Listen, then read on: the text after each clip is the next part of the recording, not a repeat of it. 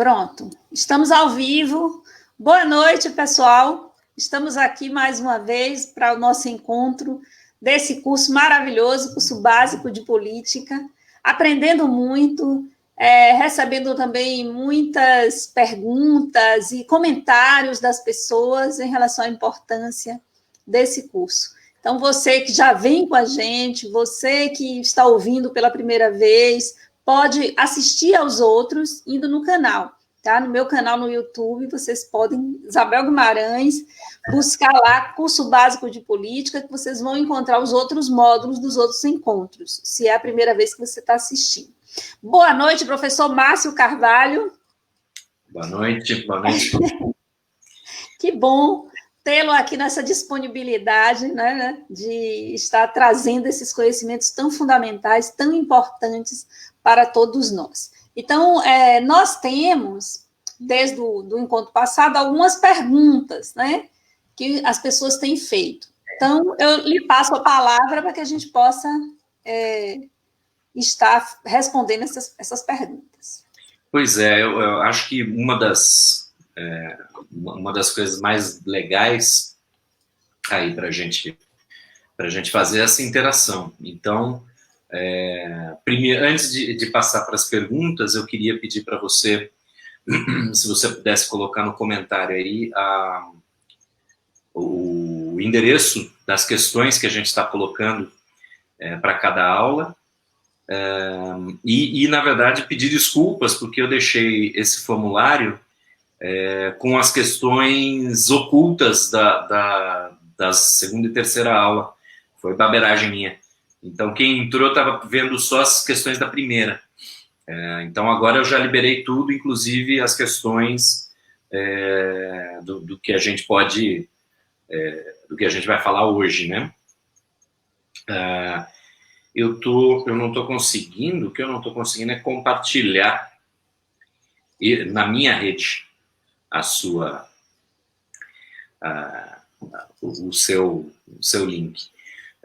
Já está aí, já abriu, né? Já abriu, já estamos online. Bom, mas aí eu queria pegar duas questões que ficaram em aberto da semana passada, que eu acho bastante pertinentes. Primeiro, alguém perguntou se as mudanças, os avanços que a gente teve socioeconômicos dos governos Lula e Dilma não deveriam ter sido acompanhados de mudanças na Constituição para que se tornassem algo mais constante. E eu acho que a experiência nos mostra que foi muito fácil desmontar, né? Foi muito fácil desmontar os avanços que a gente teve.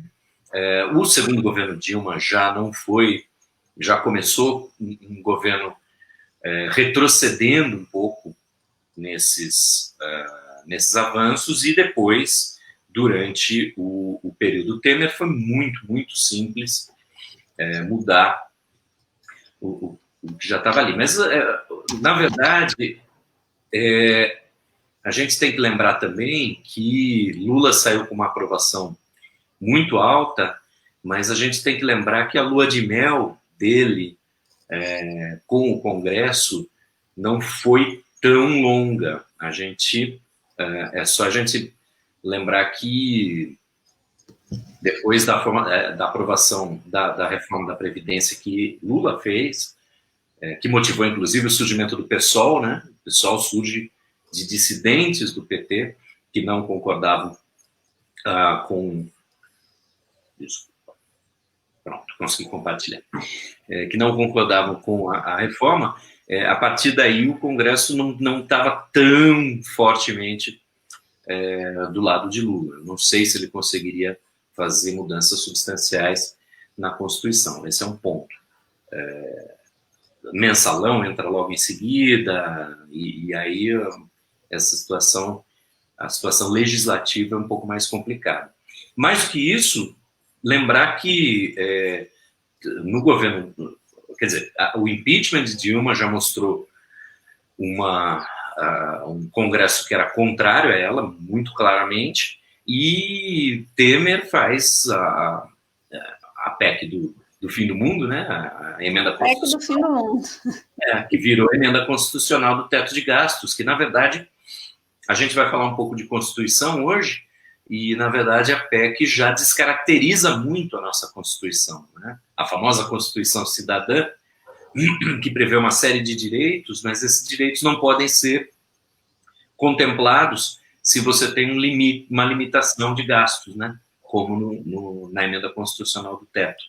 Então, eu estou dizendo isso para dizer que, sim, foi muito fácil desmontar o que teve de bom nesses governos, e a gente não está dizendo que eles foram perfeitos, né? Mas, ao mesmo tempo, eu não sei se ter inserido certas coisas na Constituição também não poderia ser revertido, talvez pudesse ser revertido, né? O governo atual começou com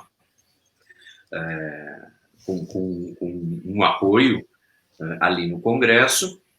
A gente já falou, tentando costurar esses apoios de uma maneira diferente, passando ao largo dos partidos, mas, na verdade, como essas reformas, no caso da reforma da Previdência, era uma reforma que interessava também a boa parte do Congresso, principalmente os presidentes Maia e Alcolumbre do Senado, então foi fácil. Eu diria que reformas agora foram aprovadas apesar do governo, apesar do executivo, né? E agora, nesse momento que nós estamos, é o momento em que o executivo abandona essa estratégia de tentar não trabalhar com os partidos e se rende à força dos partidos, né? Então, isso a gente vai discutir sistema partidário lá na frente, mas já dei uns toques aqui, que os nossos partidos, a quantidade de partidos do Brasil é muito grande, e aí você tem... eu acho legítimo ter vários partidos. A questão é que vários deles acabam sendo só partidos que estão o tempo todo atrás de quem está no poder no executivo para conseguir estar ali nos cargos, né? Essa era a primeira pergunta. Eu acho que já cobriu bastante. A segunda pergunta é mais difícil, que é a respeito do movimento separatista, dos movimentos separatistas. Alguém perguntou se o Nordeste está, como já começou a se falar do Nordeste separado do país, né? Assim, dentro do país é relativamente comum você ter movimentos separatistas dentro dos estados. Então, antes de estar morando aqui em Itabuna, eu morei em Barreiras. Quando eu cheguei lá em Barreiras, em 2009, eu fiquei sabendo que tinha um movimento separatista que quer separar todos os municípios a oeste do Rio São Francisco, na Bahia, e criar um novo estado, o estado do São Francisco, né? Tem uma reclamação lá de que o governo central do estado, em Salvador, abandona aquela região. Então, é um movimento que é relativamente forte, até não é tão pequeno. Eu participei de debate lá, tudo. Fiquei mal visto porque falei mal. Falei contra o separatismo. Mas falei contra, mas é legítimo também se movimentar, né? Tanto que em 2011 teve... 2011?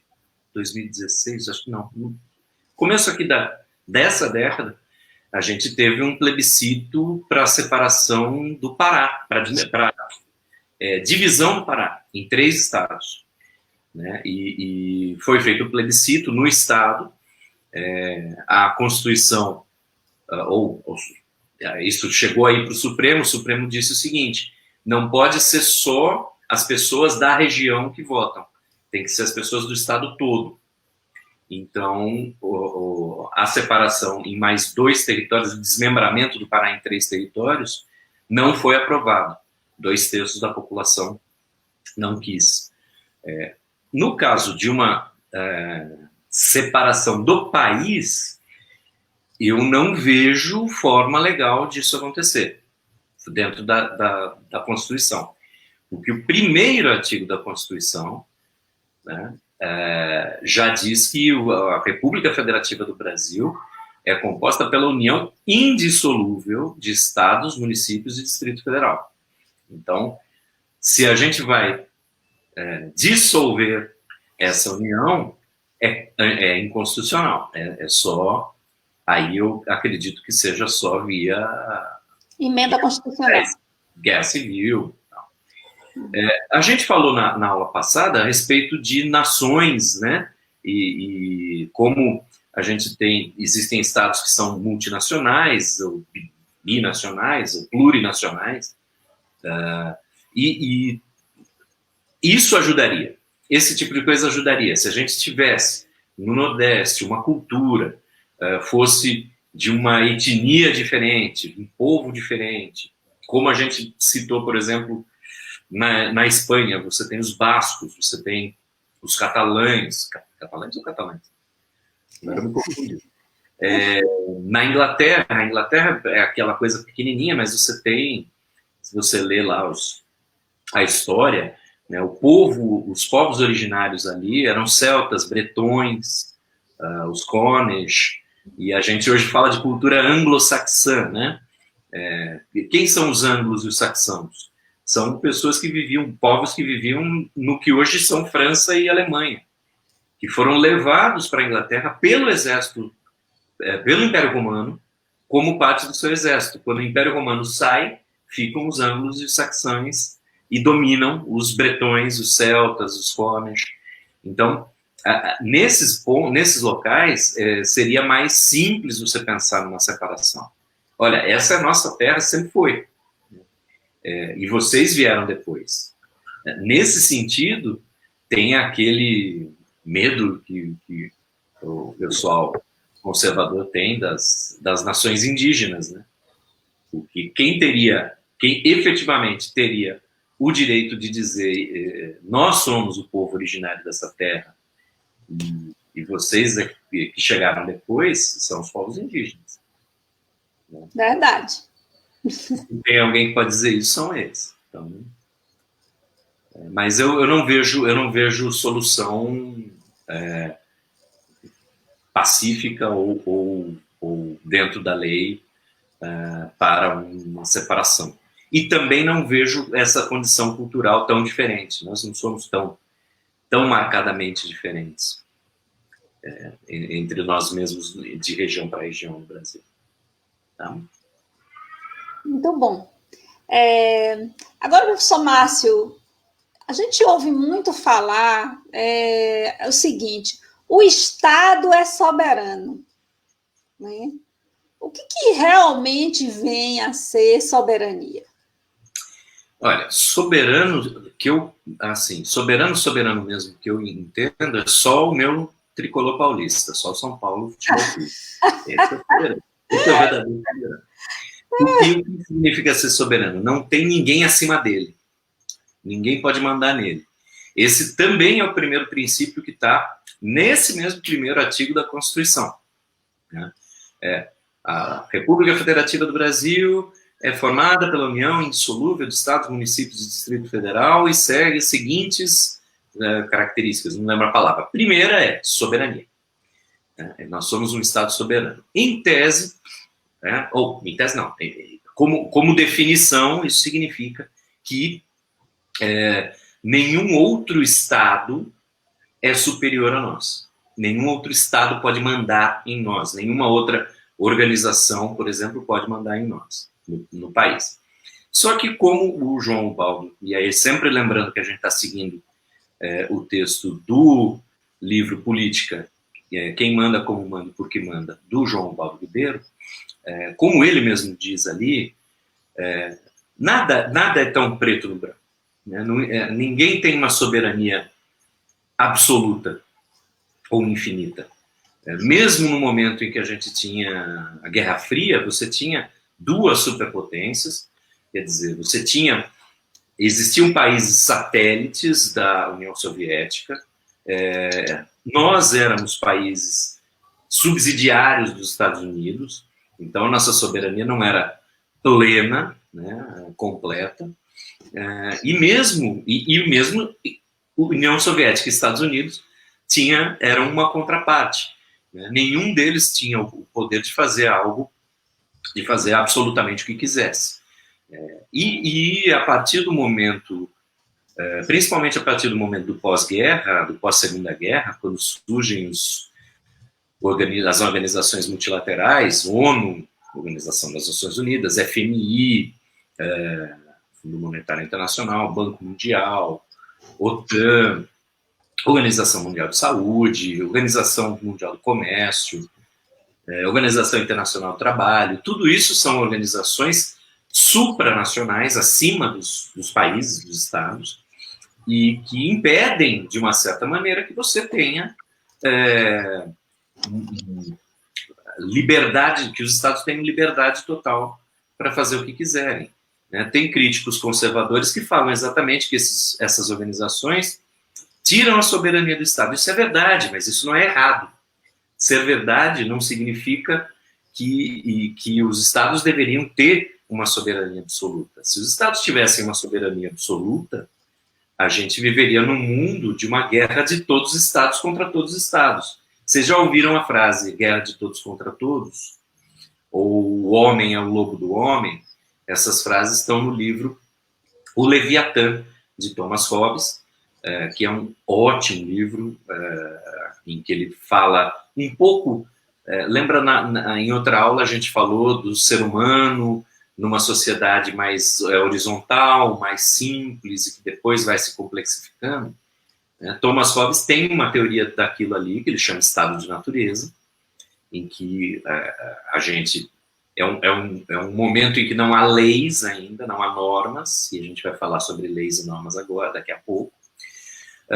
E na visão dele, ao contrário da visão que a gente passou, que essa sociedade viveria relativamente bem, mas aí se complexifica a partir do momento que você tem excedente, tem pessoas que podem fazer outra coisa que não gerar recursos, etc, etc, etc.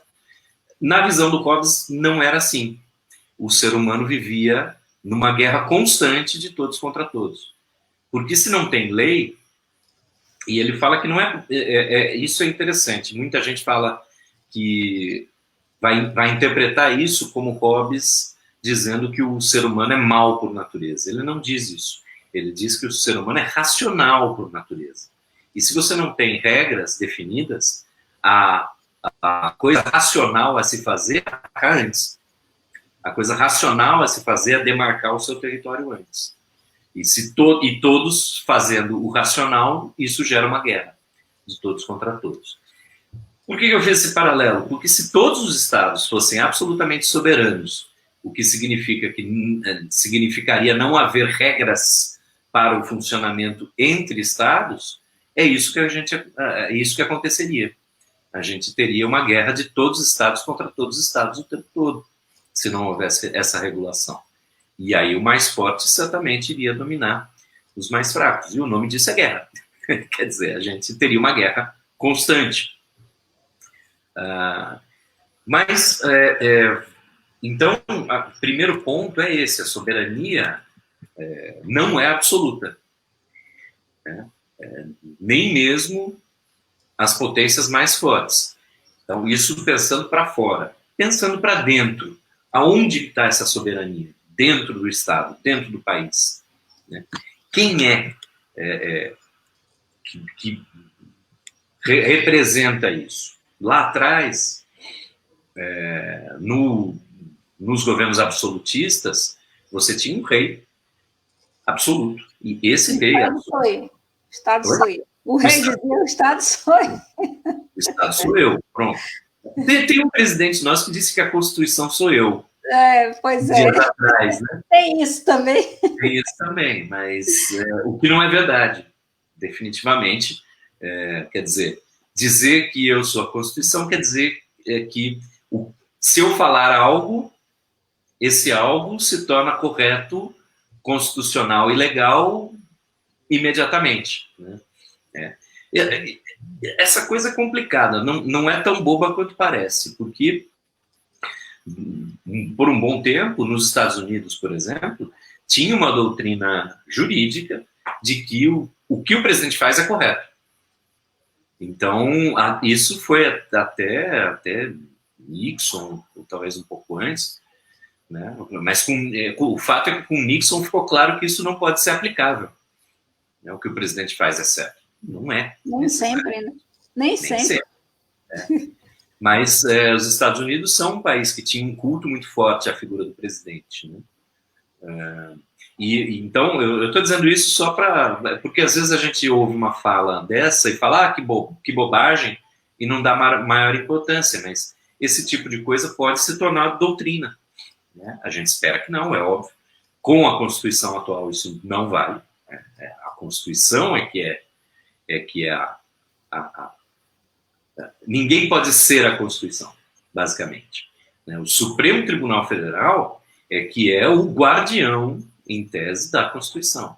Ele interpreta a Constituição. Tá?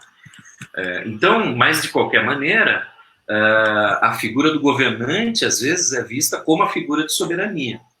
Se a gente for olhar de uma maneira mais realista, a gente vai ver que talvez o que seja soberano dentro de uma nação é a estrutura econômica e política que dá sustentação a esse governante, né? E também, em termos legais, na Constituição a gente vê algo de soberania do povo. Então, que o poder emana do povo e se exerce pelo povo através dos seus representantes. É bonito no papel. Há controvérsias. É bonito no papel, né? Mas que, na verdade, a gente tenta simplificar muito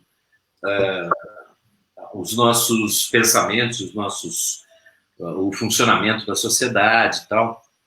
A gente tenta simplificar muito. E, na verdade, essa coisa não é simples. É todo esse conjunto. Quer dizer, você tem um elemento de soberania que é ligado ao governante. Certamente tem uma parte da soberania do Brasil. É fácil ver como seja Fernando Henrique, Lula, Dilma se relacionavam com outros líderes mundiais, em comparação com Temer e Bolsonaro. Como a figura do governante pode reduzir ou aumentar a soberania do país, ou o papel do país no mundo. Né? O governo atual afirma que está se reposicionando para, dizem eles, voltar a ter protagonismo no país, no mundo. Esse voltar é que tá errado. O Brasil já teve protagonismo, mas vamos entender que, ou pelo menos vamos acreditar que existe um plano para um novo reposicionamento, né? Que parece que está sendo formado aí com Estados Unidos, Brasil, Austrália, Japão, o que seria um novo G7. A gente torce para que pelo menos exista o plano. Né? Se ele vai funcionar, são outros 500. De novo, soberania do país. Ok, nosso país é soberano, mas nossos cidadãos estão se tornando cidadãos de segunda classe no mundo. Estados Unidos e Europa já não nos recebem por causa do modo como o governo tem lidado, como os governantes têm lidado com a pandemia. Né? Então, efetivamente, soberania tem um elemento, tem uma parte que é responsabilidade do governante. Por outro lado,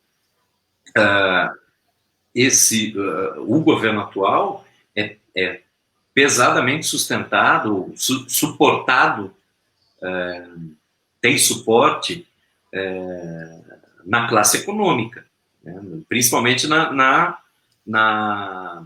capital financeiro. No grande capital, né? No capital financeiro. Eu nem sei se industrial também tem esses Fiesp, essas federações de indústria, mas elas trabalham muito mais com sindicatos de industriais do que propriamente industriais. Tem muita gente ali que não tem uma empresa, não tem uma indústria, né? Então, eu não sei se a classe empresarial em si está ainda com esse apoio, mas o capital financeiro certamente sim, né? Principalmente por conta da figura do Paulo Guedes. A gente não sabe se isso vai se sustentar ao longo da pandemia, porque é óbvio que, que a nossa economia vai sofrer muito, né? E, por outro lado, está se tornando cada vez mais óbvio que uma ação forte do Estado é necessária, inclusive para levantar a economia, o que vai contra contra a ideologia do Guedes, né? E a ideologia do mercado financeiro, pelo menos por enquanto. Então a gente vai ter que acompanhar aí essa sequência, mas de novo, se o governante tem uma parte nesse papel de soberania, a estrutura econômica também tem, e a estrutura política também tem. Por quê? Porque se a gente for pensar em termos dos tais crimes de responsabilidade, o atual presidente já tem uma fileira deles. A questão é que processos de impeachment não são processos puramente legais, eles são político-jurídicos.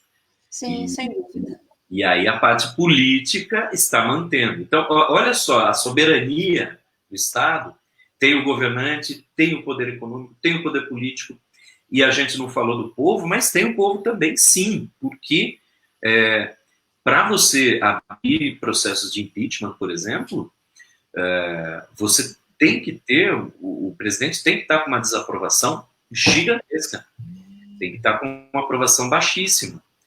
Com Dilma, se eu não me engano, o processo foi aberto quando ela tinha uma aprovação de 15% da população. O presidente ainda tem um apoio de por volta de 30%, apesar de estar mudando a composição. Isso é mais uma coisa que a gente vai ter que esperar para ver. E tem uma série de pessoas que apoiavam o Bolsonaro, principalmente na classe alta, que deixaram de apoiar. E tem um conjunto de pessoas da classe baixa que não apoiavam e passaram a apoiar depois do auxílio de R$600. Então, teve uma mudança na composição dos apoiadores. Tá? Se o abono diminuir, será que essas pessoas da classe baixa que passaram a apoiá-lo por conta do abono, do auxílio, vão continuar? A gente não sabe. Mas, de novo, então é um complexo. A gente tem um complexo aí de elementos que definem essa tal soberania. Você tem o governante, tem a estrutura política, tem a estrutura econômica e tem o povo também. E, professor Márcio, também em relação à soberania, quando a gente pensa em relações internacionais, ou seja, na imposição de países fortes nas políticas econômicas e na organização dos países mais frágeis, digamos assim. Então, essa soberania também é relativa no sentido das relações entre os países. Podemos pensar assim? Sem dúvida nenhuma. Quando a gente agora, nesse momento, nós não devemos dinheiro para o FMI ou para o Banco Mundial. Mas os empréstimos dessas organizações são sempre condicionados a reformas dentro do país. Então, muita coisa, muito do que foi feito dentro do país foi imposto de fora pela via econômica. Eu te empresto dinheiro, mas como você tem uma previdência que é deficitária, você vai perder esse dinheiro. Então, eu só te empresto se você se comprometer a reformar essa previdência. É um exemplo. Sim. Tá? E é óbvio que tem exemplos muito mais diretos de países interferindo em países. Né? Até pouco tempo atrás, era muito mais comum a existência de colônias. Né? E aí essa imposição é direta. Mas também há modos indiretos. A gente teve uma notícia recente, essa semana, de que A China se torna agora o maior parceiro da Argentina, no lugar do Brasil, parceiro econômico.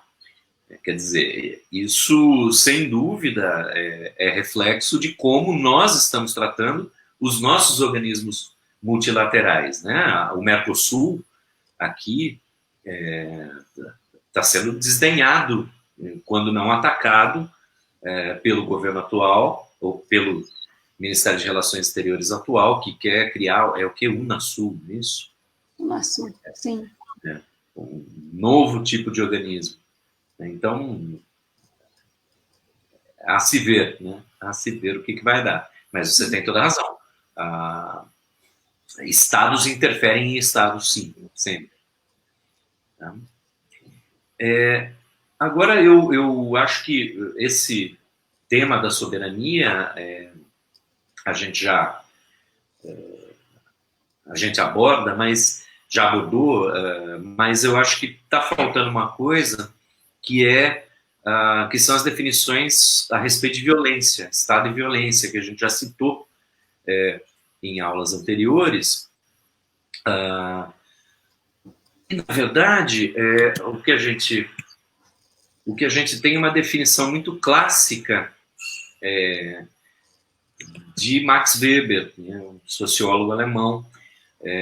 Primeiro, para chegar nessa definição, o que a gente precisa pensar é que o Estado deve representar o interesse público. É claro que muitas vezes ele defende só os interesses da elite, das classes dominantes, tal, né? A gente sabe disso. Mas, pelo menos em termos formais, né, seguindo uma Constituição, né, o Estado deve cuidar do bem comum. E ele faz isso por meio de leis, de normas, da ordem jurídica. Então, em tese, partindo da Constituição e das leis que a complementam, a ideia é que o Estado, ao executar essas leis e ao fazer valer a Constituição, deva defender o interesse comum. Tá? Então, a gente acabou de falar de soberania. Então, o primeiro ponto é o seguinte: o Estado não pode aceitar que uma outra ordem jurídica se contraponha a ele, dentro do território. O que eu quero dizer com isso? Bom, a gente sabe muito bem que tem bairros, tem locais que você só entra com autorização, ou a própria polícia, só entra com autorização de tráfico e de milícia. E o Estado não pode aceitar isso, né? Porque isso é uma quebra da sua soberania. Ao você ter uma outra ordem dentro do seu território, você está aceitando que sua soberania não é total dentro desse território. Então, isso foi uma discussão, eu lembro quando eu estava fazendo ciências sociais, na graduação, foi na época que um governo no Rio de Janeiro ia lá num certo bairro, morro, e trocava as lâmpadas, e aí os traficantes, na mesma noite, iam lá e quebravam as lâmpadas. E isso se repetia constantemente, até o dia que esse governo decidiu colocar interruptores nos postes. Né? Aí você pode pensar, boa ideia, ao invés de ficar gastando dinheiro com lâmpada, deixa que eles desligam lá. Sim, mas então tem outro Estado ali. Sim. É isso. Um Estado paralelo, né?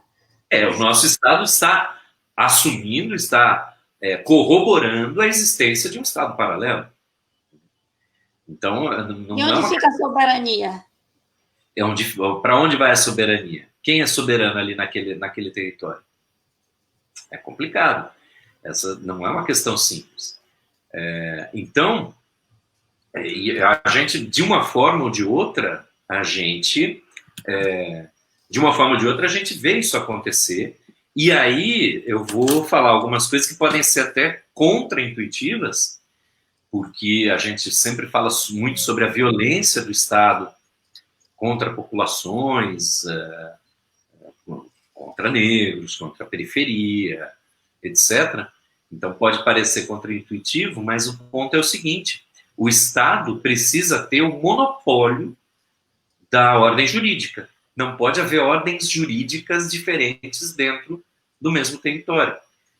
Isso mostra de um Estado fraco. De novo, pensando que o Estado tem que defender o interesse público, para fazer isso, ele precisa ter o monopólio da ordem jurídica. Ora, ou seja, o monopólio das leis, não pode ter leis diferentes. E quando eu falo isso, lembrem-se que existem leis nacionais, existem leis estaduais, existem leis municipais. Só que as competências para isso são todas definidas na Constituição ou em outras leis, tá? Então, com isso eu não tô, porque alguém pode ouvir isso e falar, peraí, mas, por exemplo, tem a lei municipal, por exemplo, o Corpus Christi, que é hoje. É um ponto facultativo que os estados podem e municípios podem votar, fazer leis complementares que tornam o feriado obrigatório ou não, tá? Mas isso é dado por competência, dividida. Essas competências são claramente divididas na Constituição e em outras leis. Não é disso que eu estou falando. Eu estou falando de uma ordem jurídica paralela. Né? Olha, dentro desse território aqui, a lei é outra. Tá? Mais uma vez, é possível que isso aconteça? Sim, é possível que existam normas específicas para territórios específicos. Por exemplo, dentro de uma reserva indígena, você tem certas leis que são diferentes, que mudam. Tá? Mas isso o Estado Nacional criou a lei que diz que aquele território é diferente. É um pouco diferente de você ter uma quebra da soberania. Mantém-se o monopólio da ordem jurídica pelo Estado. E o Estado diz, aquele território é um pouco diferente. Tá? Bom, só que, então, a ideia para manter o interesse público é necessário que exista, por parte do Estado, um monopólio das leis. Só o Estado faz leis.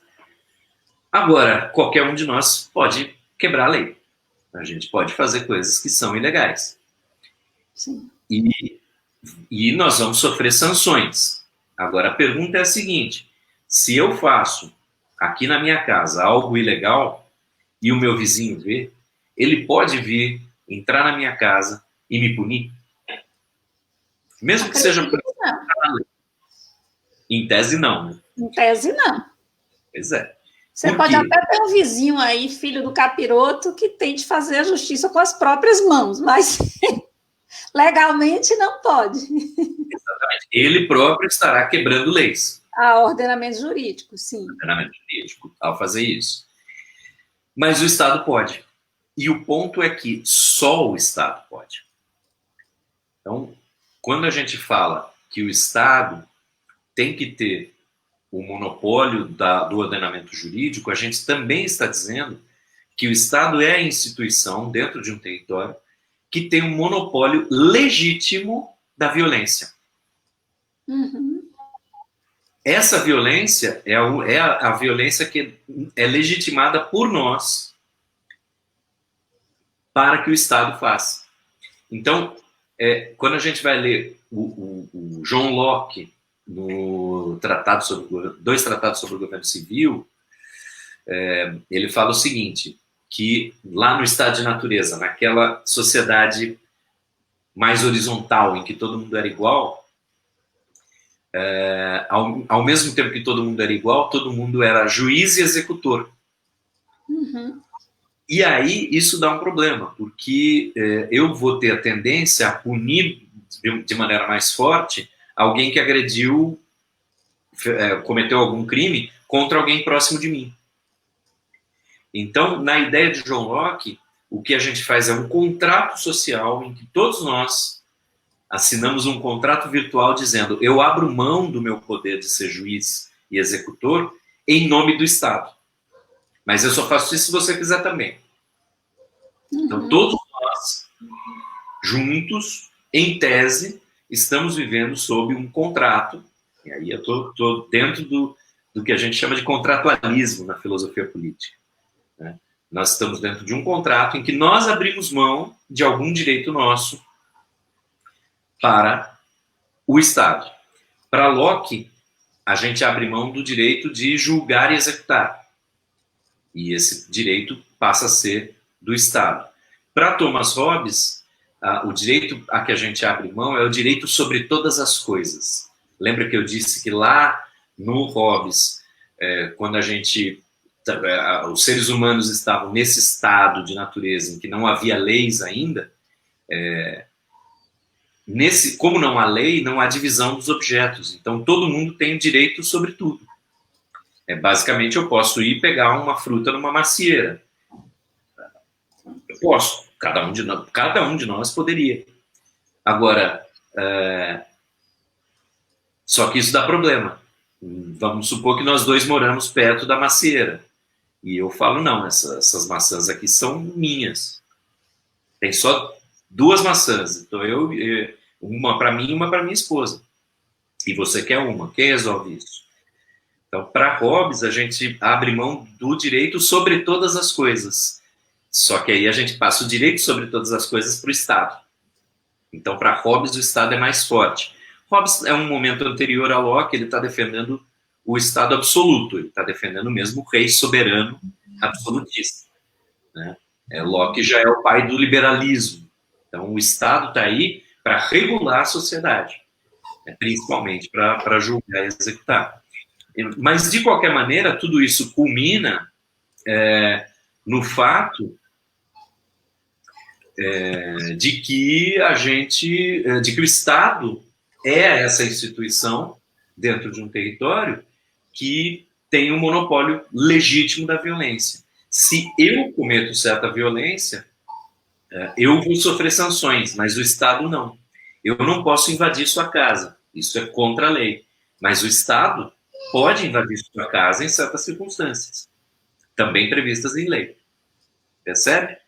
Eu não posso prender você em casa, isso é cárcere privado. Eu não posso te encarcerar, mas o Estado, dadas certas condições, se eu for condenado, etc., pode tirar minha liberdade. E aí a gente cai na questão mais... já falamos sobre isso. Aí a gente cai na questão mais pesada, né, que é de pena de morte. Se a gente vai ler lá o John Locke... Tem cachorrinho chorando aí? É Nick. É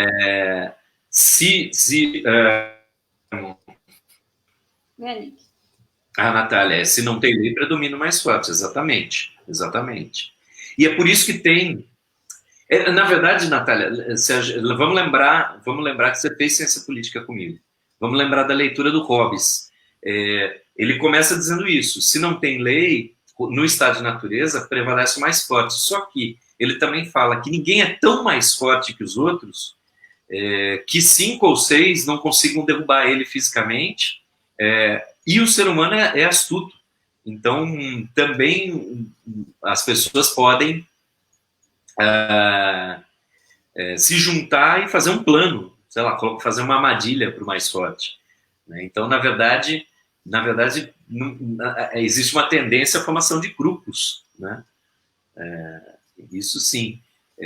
Agora, no que diz respeito aos estados, como a gente estava falando aqui em soberania, se não houver esse arcabouço legal internacional, nas relações internacionais, aí sim é exatamente onde o mais forte vai prevalecer. E aí sim a gente tem entra em guerras constantes. Então, esses ordenamentos entre estados são fundamentais nesse ponto. Tá? Bom, mas aí deixa eu voltar aqui para o Locke, né? O Locke fala, então, que a gente abre mão do nosso direito de julgar e executar penas para o Estado. Só que aí ele vai falar o seguinte: o Estado pode tirar a sua vida. Eu não posso tirar a vida de outro ser humano, porque é contra a lei. Mas o Estado, como executor da lei, se a lei permitir, ele pode. Na verdade, o Locke justifica o fato da gente poder ser preso multado e etc., com o argumento que você já deve ter ouvido, de que quem pode mais, pode menos. Se o Estado tem direito até de tirar sua vida, ele também tem direito de tirar sua liberdade, de tirar seu dinheiro e etc. Mas aí a gente vem com essa pergunta, com essa questão. O monopólio da violência, o monopólio legítimo da violência alcança até a nossa vida? Essa é uma pergunta que eu acho que tá no questionário, né? O formulário que eu abri é uma das perguntas lá do João Baldo, mas é uma coisa para a gente refletir. Até onde alcança esse monopólio da violência por parte do Estado? Ele pode tirar a sua vida? Ele pode cortar sua mão? Ele pode te torturar? Ele pode te açoitar? Então, vários estados permitem isso. Em estados teocráticos, por exemplo, você pode perder a mão. Né? Então, o Herbert está dizendo, no caso de flagrante, a voz de prisão pode ser dada por qualquer do povo, né? Como é que é o nome disso mesmo? Prisão cidadã? Não é prisão. Mas é alguma coisa cidadã. E quem disse que pode? O Estado, por meio de leis. Então, agora é o caminho reverso. O Estado delegou para você algo que você já delegou de origem. Tá? Então, é sempre tomar cuidado com isso. Porque a gente fala, mas qual é o papel do Estado? Se você parar para pensar, eu já disse em outra aula. Desde antes, tirar o cachorro daqui. Desde antes de você nascer, o Estado está lá. Quando você nasce, para sair do hospital, tem que ter documento, exame de pezinho, não sei o que. Então, o pessoal fala muito de propriedade, o pessoal liberal gosta de falar de propriedade, propriedade privada, e aí falam contra o comunismo, porque eu posso ter minha propriedade. Quem disse que você pode ter sua propriedade? Quem disse que algo é propriedade sua? Sua casa, quem diz que sua casa é sua? É uma escritura que é feita num cartório, que é um serviço delegado pelo Estado.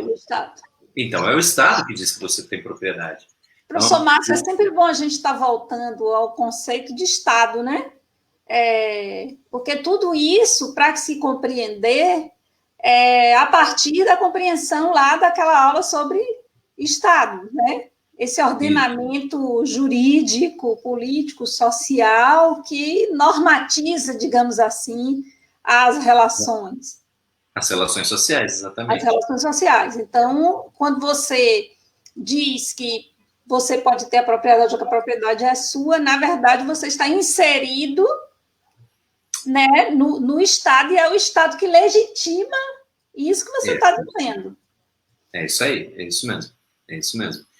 Porque, de novo, coisa que a gente já falou lá atrás, né? O liberal, acho que agora até fica mais claro, quando eu citei o Gerard Lebrun, no livrinho Que é Poder, da série Primeiros Passos, quando ele fala que o liberal é o cara que está na ponta de um galho de árvore serrando a parte de dentro do galho. Né? Não, menos Estado, menos Estado, menos Estado, menos Estado. É o Estado que define tudo isso, até o menos Estado. Quem vai definir um Estado mínimo é o próprio Estado. Então, é meio correr atrás do próprio rabo. Né? E a gente cai muito nisso, muito facilmente, porque é o discurso mais fácil de fazer. O Estado tem que ser grande, o Estado tem que ser pequeno. E muitas vezes, quando a gente está falando isso, a gente está pensando se o corpo de trabalhadores do Estado tem que ser maior ou menor. E a gente não explicita isso. Porque o Estado invade a vida de todo mundo. O liberal fala, ele tem razão. Ele tem razão. O Estado permeia todas as nossas relações. Né? Professor Márcio, nós poderíamos dizer, então, que o sonho do liberal é voltar ao uma forma de relação na qual o mais forte domina o mais fraco e pronto, e fim, e não tem nenhum tipo de ordenamento ou regulação do ato dele, a grosso modo, eu estou falando assim, nós podemos dizer isso sobre o liberal? Infelizmente, alguns discursos que a gente ouve nos dão essa impressão, eu quero fazer o que eu quiser sem você me restringir. Encher o saco, não me enche o saco, porque eu quero ter direito de fazer o que eu bem entender. Me parece, às vezes, que é assim que determinadas pessoas, embora exista, aí eu pergunto, o liberalismo econômico, existe diferença entre o liberalismo econômico e o social? O liberalismo econômico e o liberalismo político. Isso. Nesses autores originais, lá, por exemplo, no Locke, não. As coisas vêm juntas. Você tem que ter liberdade cada vez maior política para ter liberdade econômica. Um parênteses para dizer que caras como Locke dizem isso, mas não tinham problema nenhum, por exemplo, em ter escravos. Tá? Uhum. Sempre lembrar dessas pequenas... É bom lembrar. É bom lembrar. Enfim, liberalismo econômico e liberalismo político caminharam juntos por um bom tempo. A questão é que o liberalismo...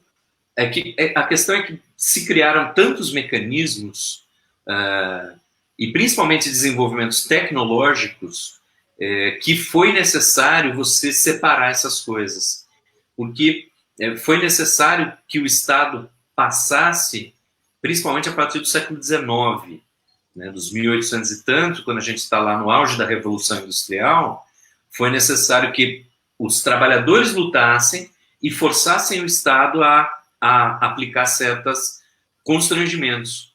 Porque se você mantivesse um liberalismo econômico muito junto com o liberalismo político, ora, eu sou o dono da fábrica, eu quero te pagar R$10 para você trabalhar 18 horas. Ah, não aceito. Beleza, fulano do lado aqui aceita. Né? Porque tem sempre alguém passando fome, tem sempre alguém precisando. É assim que funciona o capitalismo. Né? Então, se torna cada vez mais necessário um Estado que intervenha na liberdade econômica, para garantir certos direitos, para garantir que não há tantos abusos, já que o capitalismo é um sistema econômico baseado na expropriação de trabalho, quer dizer, baseado em pagar para você menos do que você trabalhou, é a base do capitalismo. Então, essa injustiça de base já não dá para tirar, mas outras dá para minimizar, né? E os trabalhadores, através de lutas, conseguiram fazer com que estados minimizassem isso. Mas isso à custa de uma separação do liberalismo econômico e do liberalismo político. Além disso, mesmo não falando dos trabalhadores, mesmo dentro do mercado, surgiram uma série de situações, por exemplo, os monopólios. Por exemplo, dumping. Eu sou a Coca-Cola, tá? Eu quero comprar o refrigerante Jesus, que tem lá no Maranhão. O que eu faço? Eu passo 6 meses vendendo a Coca-Cola a 50 centavos o litro. Até a Jesus quebrar. Aí eu vou lá e compro ela. Isso é abuso do poder econômico. E o Estado tem que coibir isso daí. Né? Então, o próprio funcionamento da economia muitas vezes exige e exigiu que o Estado se fortalecesse aí em direção a eles. Meus alunos já ouviram nessa história, eu sempre gosto de fazer esse experimento mental. Né? Quando a gente fala, você é contra ou a favor privatização? Gente, não dá para ser contra ou a favor privatização em abstrato. A gente tem que falar de casos reais. Então, eu sempre brinco, aí fazendo um experimento mental, imagine que chegou uma fábrica de cadastro de sapato no Brasil, que comprou todas as outras fábricas de cadastro de sapato no Brasil e passou a vender o cadastro de sapato a R$50 o par. não vale a pena, vocês vão me dizer que não vale a pena, isso faz com que o preço dos sapatos aumente vertiginosamente. Vocês acham mesmo que não vale a pena o Brasil criar uma estatal de cadastro de sapato para vender a 10 centavos? Até essa empresa baixar? Ou estimular que outras empresas surjam? Né? Então, eu acho que dá para a gente pensar nessas coisas. A Natália está perguntando, abuso de poder econômico então é igual a quebra de monopólio? Não, é o contrário. O monopólio pode gerar... perdão, você está perguntando se é a quebra do monopólio do Estado, da violência do Estado. Vamos pensar. Aí é para pensar. O que eu quis dizer em termos econômicos é o contrário. Você, de posse de um monopólio econômico, você pode abusar do seu poder. Então, é fácil a gente ver que a telefonia no Brasil tem 4 grandes empresas, então não é um monopólio, mas é um oligopólio. São poucas aí. Então, os preços e a qualidade dos serviços podem ser mais ou menos combinados. Né? Você não tem uma concorrência real ali. Eles já dividiram o país, já lotearam o país. Eu já contei isso aqui. É fake. É concorrência fake. Eu já contei isso aqui quando eu trabalhava no Rio, na FINEP. A gente fazia as licitações para telefonia. Né? Mas as 4 empresas já dividiam o município. Elas já combinavam tudo. A Oi vai ficar com a conta do BNDES dos próximos anos, a TIM vai ficar com o Petrobras, não sei quem vai ficar com FINEP, CPRM, as outras empresas públicas que estão lá, e aí elas iam para a licitação combinadinhas. Para essa licitação eu vou jogar o menor preço, para outra você joga o menor preço. Isso é abuso do poder econômico. Você não tem uma concorrência real que vá trazer. Qual é a tese do liberal?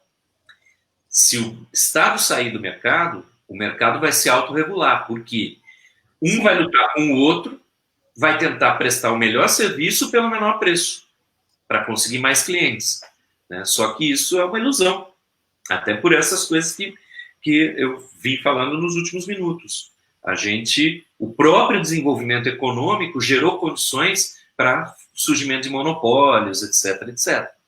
E aí tem um certo analista político-econômico que falou que o capitalismo chegaria numa fase de capitalismo monopolista, né? E o nome dele é Marx. Então, eu sempre falo, a gente não precisa aceitar as teses de Marx quanto a socialismo, vai ter revolução, não vai ter revolução, mas é bem saudável dar uma lida nos textos econômicos, políticos dele. Professor Márcio, eu queria só avisar que nós estamos a 2 minutos, passou rápido, né? Aliás, tem passado muito rápido.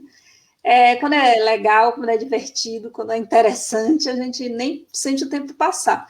Faltam 2 minutos. Eu não sei se existe ainda algo a falar sobre violência, né? Estado de violência. Acho que a gente ainda ficou alguma coisa, mas a gente também pode abrir o próximo encontro com isso para fazer o fechamento. Aí eu queria que você decidisse aí como é que você quer fazer esse fechamento de hoje. Se você me permitir, eu vou fazer o fechamento com uma provocação. É porque todo mundo que leu... Aqui está permitido, o Estado sou eu aqui, eu estou lhe dando o poder. É porque quando todo mundo leu Weber, principalmente esse capítulo do Economia e Sociedade, que termina a penúltima seção é a definição de Estado como detentor da violência legítima, monopólio da violência legítima, e só que tem uma seção seguinte, que ninguém lê, que fala que a igreja é a detentora do monopólio da violência psicológica legítima. Aí deixar uma provocação para o pessoal pensar. Né?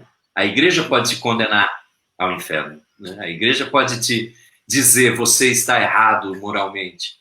Então, só para deixar essa provocação. Massa, muito bom. Eu sou Márcia, muito obrigada. Pessoal que acompanhou aqui, sempre lembrando que esses vídeos, eles são gravados, essas lives são gravadas, e que vocês podem assistir e compartilhar, se inscrevendo lá no meu canal, Isabel Guimarães, lá no YouTube, e podem assistir outra vez, podem mandar para outras pessoas, fica à vontade, tá bom? É tudo gravado. Professor Márcio, mais uma vez, muito obrigada. Até a próxima quinta-feira, às 21 horas, estaremos aqui firmes e fortes, levando adiante este projeto, tá bom? Um grande beijo para todos e até quinta, hein? Tchau, obrigado, gente.